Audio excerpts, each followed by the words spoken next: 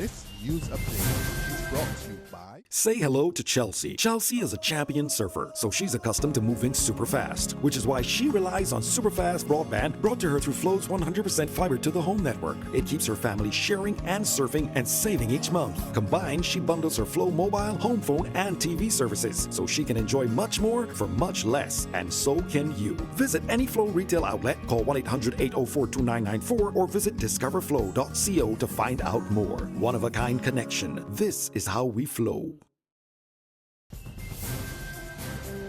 This is the Barbados Today Evening News Update for Monday, April 25th. Thank you for joining us. I am Marie-Claire Williams.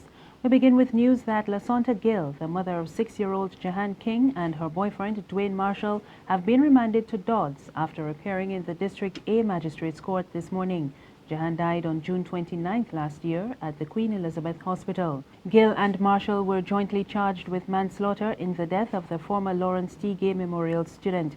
Magistrate Christy Coffey Sargent denied bail and ordered them to reappear in court on May 23rd. Police launched an investigation last August, with Acting Commissioner Tyrone Griffith confirming that Jahan died as a result of chest trauma. Police are investigating a stabbing at the Grantley Adams Memorial Secondary School this morning. A female fifth form student was stabbed several times during an altercation with another female student. She was taken to the Queen Elizabeth Hospital by ambulance with non-life-threatening injuries. Police say no one has been taken into custody, and lawmen will not disclose the identity of the students or the weapon used. And in more police news, the lawmen have arrested and charged 33-year-old Omar Ryan O'Neill Hurdle of 3rd Avenue, Ivy St. Michael with murder in connection with the death of Dwayne Jason Omar Gooding of My Lord's Hill. Gooding died in the early hours of yesterday morning. His mother says she is still trying to come to terms with his murder. Health Minister John Boyce is calling for more communication between the Barbados Teachers Union and the Education Minister Ronald Jones in light of threats of industrial action by the BUT. The union says it will take action if Jones does not meet with its members by Wednesday to discuss pressing issues, including violence in schools. The union put the minister on notice on Friday following a meeting of its general membership.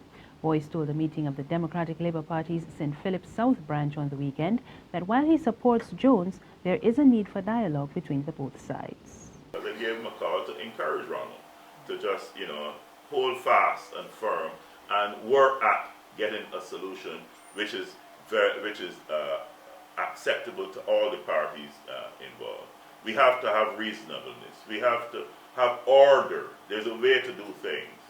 I don't think it is reasonable to expect a minister to come and sit down and meet with 400 teachers. I mean, can that work? I mean, unless you have a specially arranged conference of some sort, or that would be a recipe for a shouting match. So, I think that both sides must be encouraged to establish good grounds of communication, and let's see the matter sorted out. I'm sure that Ronald is going to do that.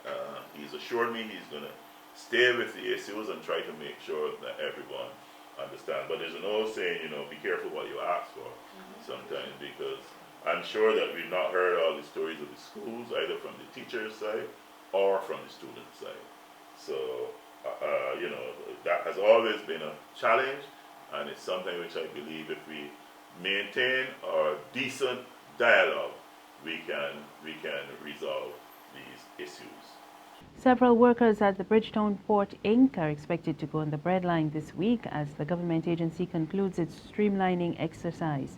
Chief Executive Officer David Jean-Marie says the major rationalizing exercise started about a year ago. He was speaking at the commissioning of the Bridgetown Port this morning to officially unveil the improved facilities.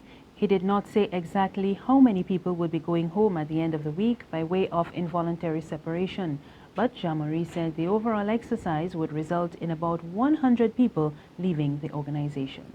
In terms of streamlining our operations, we have engaged in a process with the Barbados Workers Union a major rationalizing exercise that's taken place without any rancor, without any industrial unrest.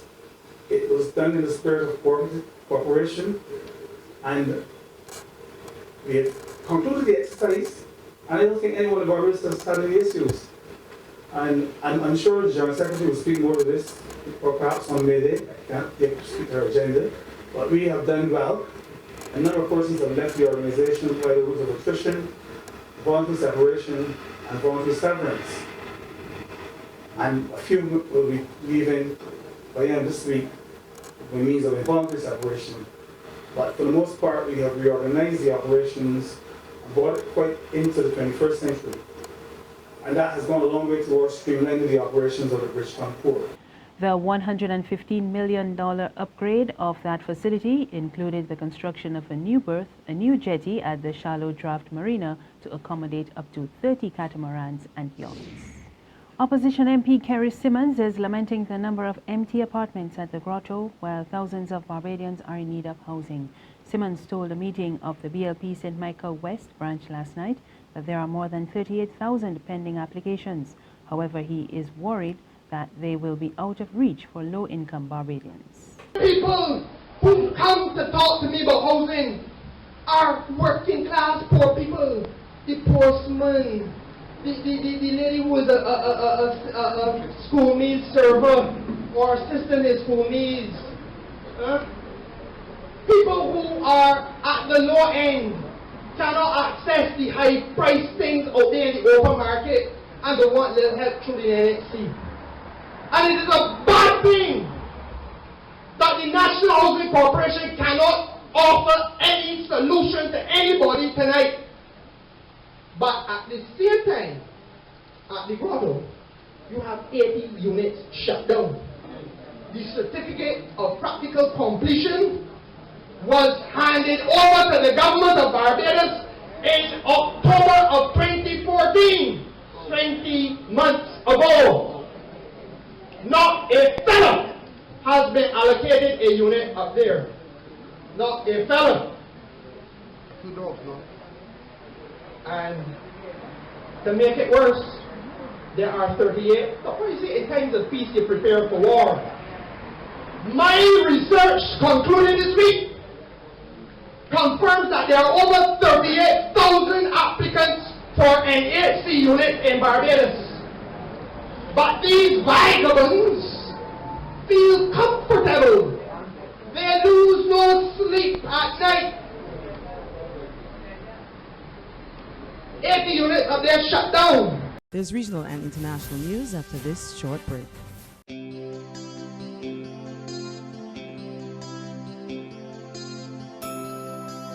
Your first friend, your first love, your first teacher. Show your appreciation for the first lady in your life. Send a photo of you and your mother to We Love You Mom at barbadostoday.bb to be featured in our special Mother's Day photo album and for a chance to win some exciting prizes. To Mom with love.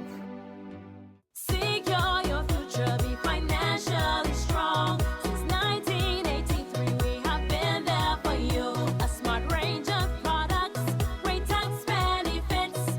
We're the solution to your hopes and your dreams. The Barbados Workers Union Cooperative Credit Union. The Barbados Workers Union Cooperative Credit Union. Humble beginnings to smart loans, smart savings. Save smart and borrow smarter. That's the move for me. Stability, prosperity. We're the solution to your hopes and your dreams. The Barbados Workers Union Cooperative Credit Union. The Barbados Workers Union Cooperative Credit Union. In news from the region, St. Lucia's Prime Minister Kenny Anthony is calling on the opposition United Workers' Party not to release the report of an investigation into alleged police killings if it should form the next government. The impacts report followed an investigation into allegations of 12 unlawful killings by police between 2010 and 2011. Anthony had commissioned the probe by the CARICOM Impacts Agency and received a report early last year, which was handed over to the Director of Public Prosecutions for review. However, there has been no action on the recommendations, and this prompted the EU to write to Dr. Anthony last December, seeking clarification on the status of the report. And finally, police in Bangladesh say a top gay rights activist and editor at the country's only LGBT magazine was one of 2 people who were hacked to death. The U.S. ambassador in Bangladesh is condemning the killing of Zulaz Manan, who also worked at the U.S. Embassy. Suspected militants have killed several secular or atheist writers and members of religious minority groups since February last year. The 2 men were murdered 2 days after a university teacher was hacked to death by suspected Islamist militants. And that's the news this evening. Remember, there's more on our website, www.barbadostoday.bb. You can also subscribe to our e-paper, email updates, and like us on Facebook. We're on Izumi Media in bus terminals and Screenplay at supermarkets and gas stations near you. You can also tune into Channel 99 on Flow TV or Mix 96.9 FM for more news. I am Mary Claire Williams. Good evening.